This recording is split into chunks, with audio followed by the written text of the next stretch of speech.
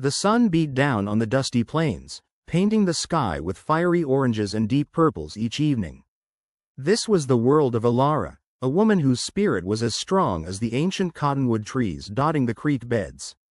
She lived on a small, hard-working farm, a cluster of weathered wooden buildings that were her whole world. Here, she raised chickens, tended a small vegetable patch, and helped her husband, Jed, with the cattle. Their days were long, filled with chores and the simple rhythm of rural life. Elara wasn't just any farm wife. She had a glint in her eye that hinted at a deeper courage, a quiet strength that often went unnoticed beneath her practical aprons and sunbonnet. Alongside Jed, their two sons, Thomas and Daniel, were growing tall and strong, learning the ways of the land from their parents. Life was hard, but it was theirs, built with sweat and love, a haven in the wild, untamed West. Life on the farm, though hard, usually felt safe within its familiar routines. But a new kind of shadow began to creep across the plains, darker than any storm cloud. Whispers started in town, carried by weary travelers and nervous merchants. A gang of riders, known for their rough ways and quick tempers, was heading their way.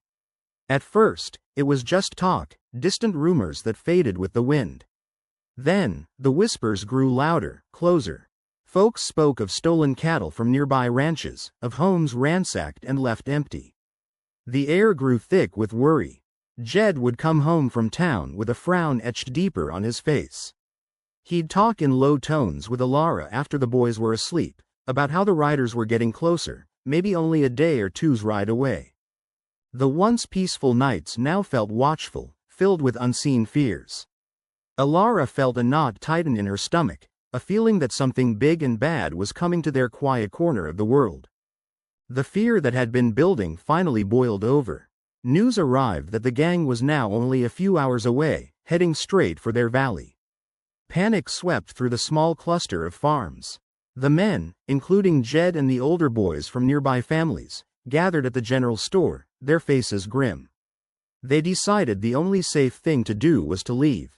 "We have to go, Elara," Jed said later that evening, his voice heavy with worry.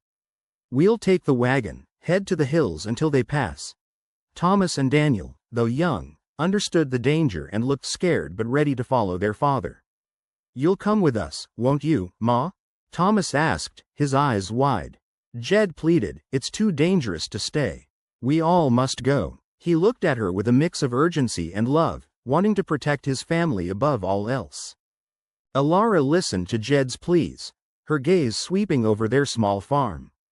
This wasn't just wood and dirt, it was their life, their future, every drop of sweat and every dream they had poured into the land. "I can't, Jed," she said softly, but with a firmness that surprised even herself. "Someone has to stay. Someone has to protect what we've built." Jed looked at her, his face a mix of confusion and fear. "But Elara, it's too risky. They're dangerous men."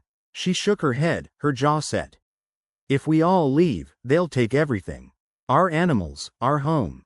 There'll be nothing left to come back to." She believed, deep in her heart, that someone had to be brave enough to stand guard, and that someone was her. It was a terrifying choice, made with a heavy heart, but her love for their farm and family's future was stronger than her fear. The moment of goodbye was heavy, thick with unspoken fears and a desperate hope for reunion. Jed held Elara tight, his hug a silent plea for her to change her mind. "Be careful, Elara," he whispered, his voice rough. "Promise me you'll be careful." She nodded, tears pricking her eyes but refusing to fall. Then came Thomas and Daniel, their young faces pale. Thomas hugged her legs tightly, while Daniel, trying to be brave, just looked up at her, a silent question in his gaze. Elara knelt, kissing their foreheads, trying to etch their faces into her memory. "Be good for your papa," she told them, her voice steady. She watched as they climbed into the wagon, Jed taking the reins, their small figures growing smaller as they headed towards the distant hills. A sharp pang of fear twisted in her stomach, a natural worry for her family's safety. Yet, beneath it, a steely resolve hardened her gaze. She was alone now, but not without purpose. As the wagon disappeared, Elara swallowed hard, pushing her fear down deep. There was no time for tears now, only work. She moved with purpose, her hands quickly going about the task of making their home as safe as possible. First, she herded the chickens into their co-op and secured the barn doors, making sure the cows and horses were locked away. Then, she turned to the house. She dragged heavy chests and the sturdy dining table to block the front door. Windows were shuttered tight, and anything that could be easily broken was moved out of sight. From a hidden spot above the fireplace, she took down Jed's old hunting rifle, checking its load with a steady hand. She also grabbed a heavy iron poker from beside the stove and a sharp kitchen knife. Every action was careful, thoughtful, preparing for the unknown threat that would soon arrive. Elara finished her preparations just as the last rays of sunlight faded, casting long, eerie shadows across the yard. The world outside grew quiet, a stillness that felt heavy with expectation. She gripped the rifle, her heart thumping a nervous rhythm against her ribs. Then, a faint sound reached her ears, a soft thudding that grew steadier, louder. Hooves, many hooves. Her breath caught in her throat. She crept to a crack in the shutters, peering out into the twilight. There they were, a line of dark shapes against the darkening horizon, slowly growing bigger, clearer. The gang of riders. They looked like shadows come to life, their figures rough and menacing even from a distance. Dust rose behind them like a hungry ghost. Her stomach churned, but her grip on the rifle tightened. They were here. The riders reached the edge of the farm, pulling their horses to a halt. Elara, hidden behind her barricaded door, listened intently. She heard rough voices, the jingle of spurs, and the stomping of boots as some of them dismounted. A deep voice boomed, "Looks empty. Let's help ourselves." But Elara wasn't about to let that happen. She knew every creak, every echo of her farm. Using her wits, she began to make noise. First, she stomped loudly near one window, then quickly moved to another, tapping the rifle butt against the wall. She knew the barn had a loose board near the back. With careful steps, she reached the window and, with a long stick, poked it, making a loud bang as if someone was moving around inside. The riders paused, unsure. This wasn't the empty farm they expected. Elara had always been quick thinking, and now, her deep knowledge of her home was her best weapon. "Who's there?" A gruff voice called out from outside. Elara didn't answer directly. Instead, she moved quickly, dragging a heavy sack of feed across the barn floor, making a loud scraping noise. Then, she lit a lantern in the main house and quickly walked past a window, letting her shadow flicker across the glass. The riders, seeing movement and hearing sounds from two different places, exchanged confused glances. "There's more than one in there," one mumbled. Elara took a deep breath, aiming Jed's rifle out a small crack in the shutters. She fired a single shot into the air, making a deafening boom. The sound echoed, making it seem like a warning from a larger group.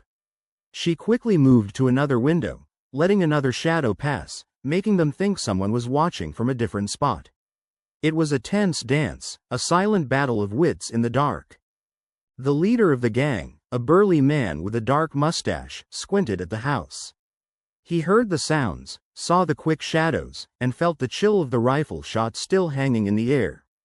"Too many eyes in there," he grumbled to his men.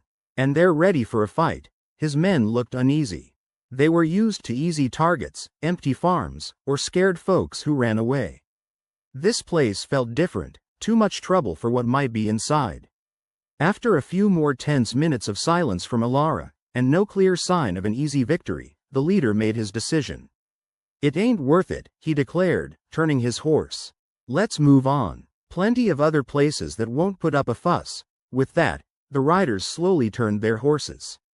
Elara, holding her breath, heard the hooves begin to thump away, fading into the night as the menacing shapes disappeared back into the darkness. Elara stayed pressed against the wall, listening, long after the last hoofbeat faded into the vast silence of the night. Slowly, carefully, she moved to the small crack in the shutter again. The horizon was empty. The menacing shapes were gone. A shaky breath escaped her lips, a mix of relief and lingering terror. Her whole body ached, her muscles stiff from the tension, and her hands still trembled slightly around the cold metal of the rifle. Exhaustion washed over her like a wave, but beneath it, a powerful feeling of triumph bloomed.